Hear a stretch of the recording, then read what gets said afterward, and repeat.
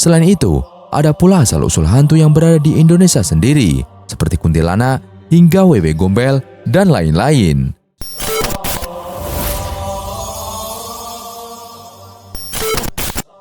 Assalamualaikum warahmatullahi wabarakatuh. Sahabat beriman yang dirahmati Allah Subhanahu wa taala. Sebelum lanjut ke videonya, jangan lupa untuk like, subscribe, dan tekan tombol notifikasi. Eksistensi setan akan selalu menjadi perhatian oleh setiap kalangan, bersamaan dengan eksistensi manusia itu sendiri di muka bumi ini. Selain karena keberadaan setan lebih dahulu daripada manusia, setan juga merupakan sosok kontroversial baik dari kalangan awam bahkan bagi para akademika. Dan realitas setan ternyata juga disinggung secara berbeda oleh Al-Quran dan hadis, yakni kitab pedoman mutlak orang-orang muslim. Gambaran Al-Quran tentang setan tidak segamblang sebagaimana hadis Nabi Muhammad. Al-Quran hanya menyinggung setan sebagai sosok misterius.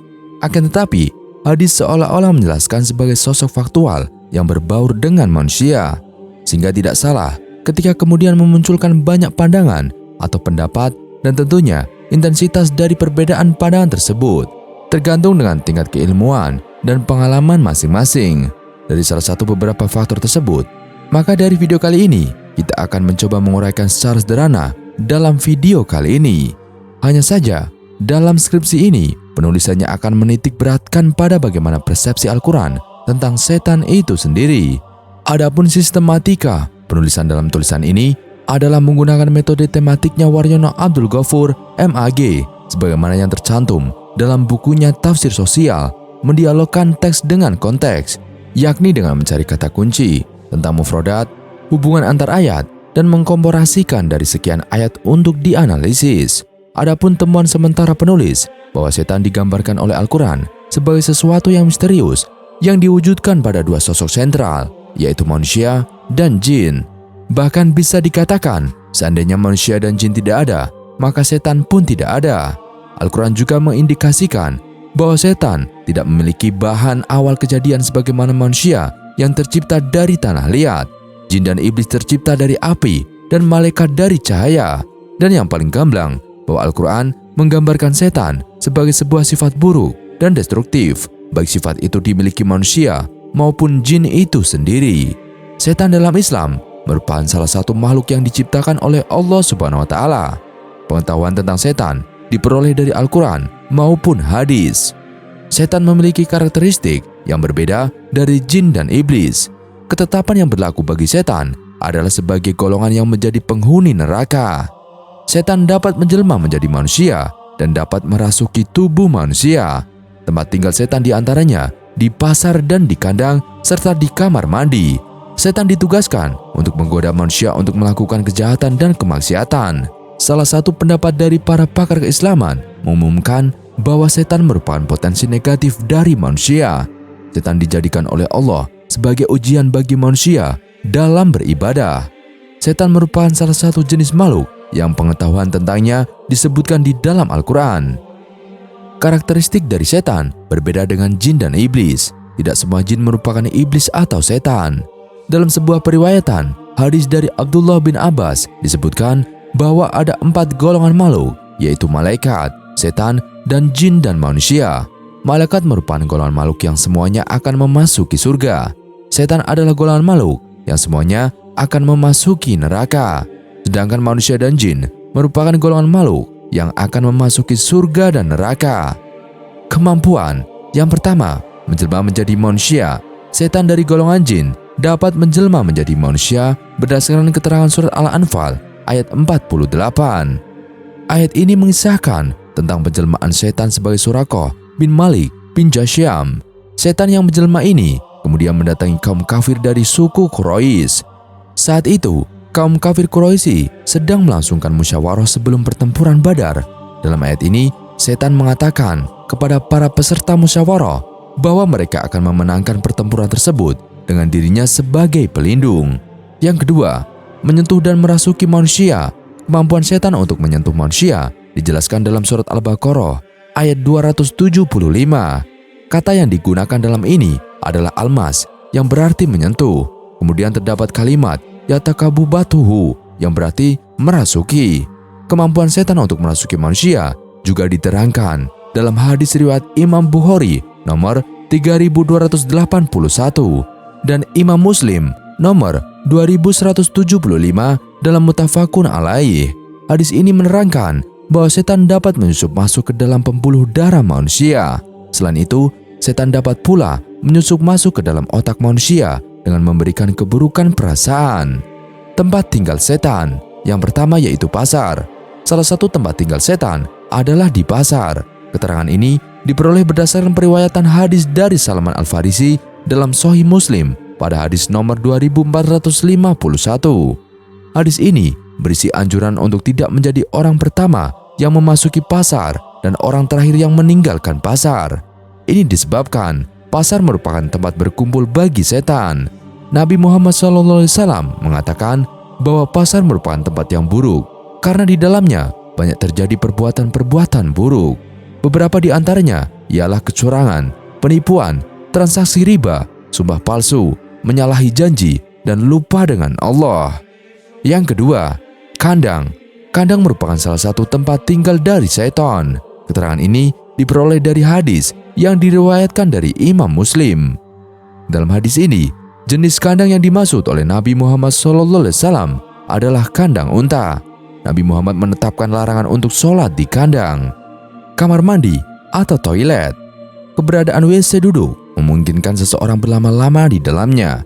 Misalnya, melakukan aktivitas lain sembari membuang hajat. Dalam Islam, tidak ada larangan yang secara langsung mengharamkan kegiatan berlama-lama di WC. Namun sebagian ulama berpendapat hukumnya makruh untuk berlama-lama di WC tanpa ada keperluan tertentu, sebagaimana disebutkan Syekh Ibnu Taimiyah dalam Syarhul Umdah. Jangan berlama-lama di tempat itu atau WC tanpa keperluan. Karena berdiam lama di tempat itu adalah makruh. Karena itu adalah tempat keberadaan setan dan tempat disingkapnya aurat. Demikian penjelasannya. Hal senada juga disebutkan Al-Faqih Ibnu Hajar Al-Haytami dalam Tuhfatul Muhtaj. Ia berkata, dimakruhkan berdiam lama di tempat buang hajat. Pendapat para ulama tersebut juga dilandasi dari sabda Rasulullah SAW. Beliau menyebut WC sebagai tempatnya para setan laki-laki maupun perempuan.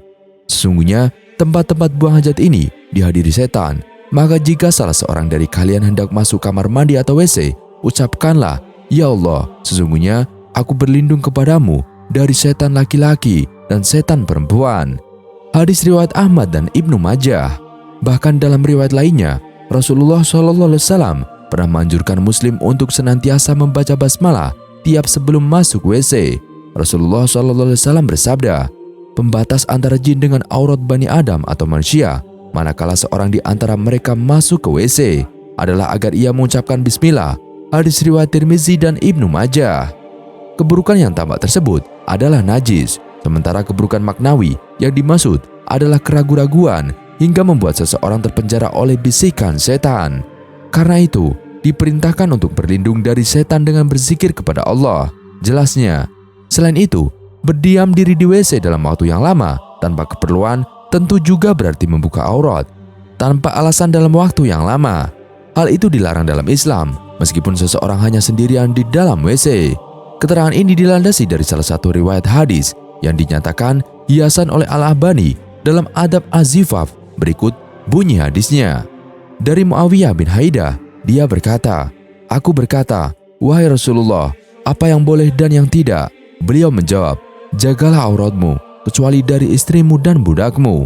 Dia berkata, "Jika seorang laki-laki bersama laki-laki," dia berkata, "Jika engkau dapat menjaga agar tidak ada seorang pun yang melihat auratmu, maka lakukanlah." Aku berkata, "Jika seseorang sendiri," beliau berkata, "Kepada Allah, dia lebih berhak untuk malu." Hadis riwayat Tirmizi dan Abu Daud.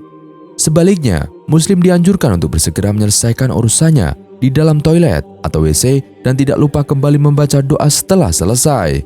Peran setan dari golongan jin adalah untuk menyesatkan manusia. Keterangan mengenai hal ini disebutkan dalam surat Al-An'am ayat 128. Ayat ini berisi dialog antara Allah dengan setan dari golongan jin. Dalam ayat ini terdapat pengakuan dari golongan manusia yang disesatkan oleh setan. Kesesatan ini dalam bentuk saling memberikan kesenangan yang bersifat duniawi. peran setan tercapai dengan terperdayanya manusia sehingga mereka sama-sama menjadi penghuni neraka. Pengertian yang mirip tentang hal tersebut terdapat dalam surat Saba ayat 40-41. Kesamaan antara manusia dan setan digambarkan dalam bentuk taklif. Sudut pandang, pakar Islam menyebutkan salah satu pandangan dari pakar Islam mengenai setan adalah keberadaannya sebagai potensi negatif dari manusia. Kedudukan ini sama dengan jin dan berkebalikan dengan malaikat. Pada pandangan ini, jin tidak memiliki wujud, sementara itu malaikat dipandang sebagai potensi positif dari manusia. Hikmah penciptaan setan. Setan diciptakan oleh Allah dengan tujuan sebagai penggoda manusia untuk bermaksiat. Hal ini dilakukan oleh Allah supaya manusia dapat melakukan ibadah yang disertai dengan rasa takut kepadanya. Rasa takut ini kemudian ditampilkan dalam bentuk ketaatan dan kepatuhan manusia dalam beribadah. Hikmah penciptaan setan sama dengan hikmah penciptaan kejahatan, kemaksiatan, dan kemungkaran. Godaan setan bertujuan untuk menguji manusia dari segi kekuatan keimanan yang dimilikinya. Ujian ini diberikan oleh Allah kepada manusia dengan adanya sarana dan kemampuan untuk menghindari kejahatan. Manusia yang memiliki kesadaran dan memahami dakwah dalam kebenaran dan menjauhi kemungkaran akan selamat dari tipu daya syaitan. Selain penjelasan di atas, apakah syaitan itu dapat dibunuh? Ini 5 pandangan Islam mengenai hantu di media sosial. Banyak konten-konten berburu hantu di tempat horor seperti pemakaman, pohon keramat, bangunan terbengkalai, sampai situs-situs bersejarah. Bahkan, konon mereka mampu berkomunikasi dengan hantu-hantu penunggu tempat horor tersebut. Lantas, bagaimanakah dengan pandangan Islam tentang jin atau hantu yang bergentayangan?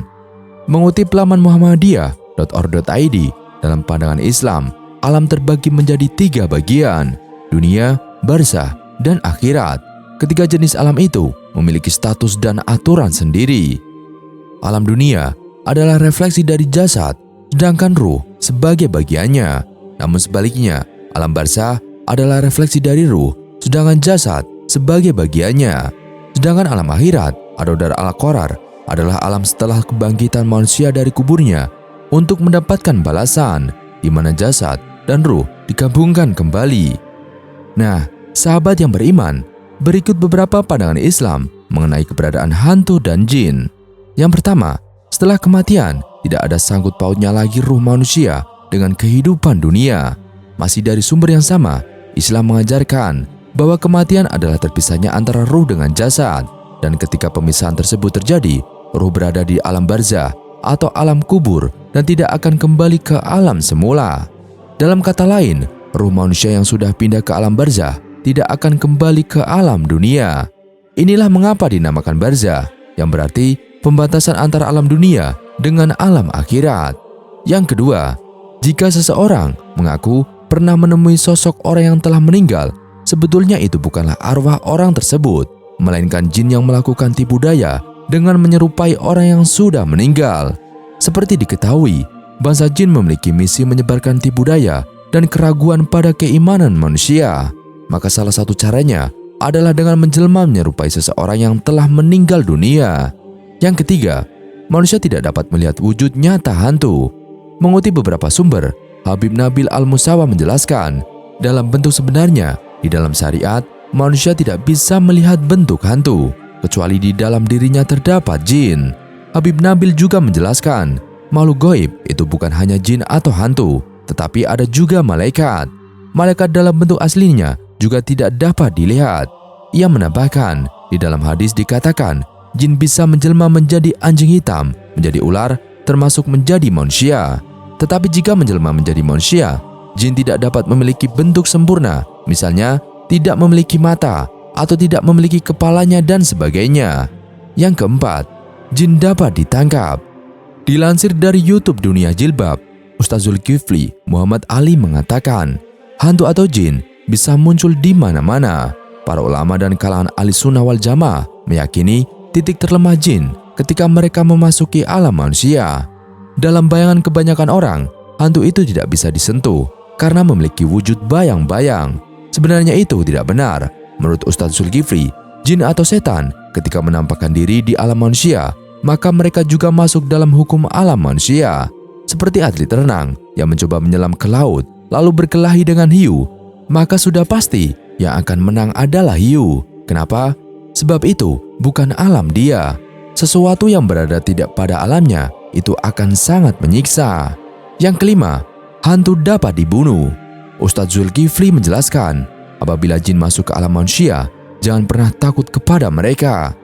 Menurutnya, manusia dapat membunuh hantu jika mereka menampakkan diri. Persis seperti pernyataan Imam Mujahid Tabi'in, bila engkau melihat hantu menampakkan diri kepadamu dalam wujud apa saja, maka hinakanlah dia. Ambil benda apa saja dan lemparkanlah kepadanya sambil membaca basmalah. Hal ini bersangkutan dengan perbuatan Nabi Ibrahim ketika menimbuk jin di tempat yang sekarang digunakan untuk melempar jumroh oleh jamaah haji.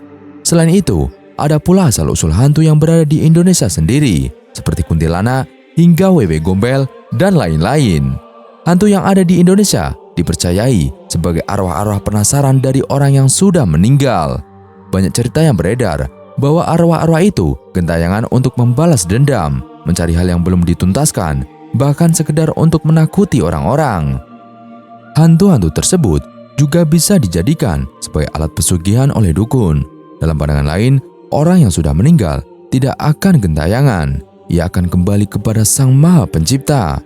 Hantu-hantu yang bisa dilihat manusia merupakan sosok jelmaan dari jin. Banyak cerita yang diyakini oleh masyarakat sebagai asal-usul hantu. Hantu-hantu itu memiliki kisah yang berbeda-beda. Berikut asal-usul hantu yang ada di Indonesia. Kuntilanak. Kuntilanak merupakan hantu sosok perempuan yang suka bergelantungan di pohon. Kuntilanak suka mengganggu anak kecil maupun wanita yang sedang hamil. Banyak diceritakan bahwa kuntilanak merupakan seorang perempuan yang hamil di luar nikah.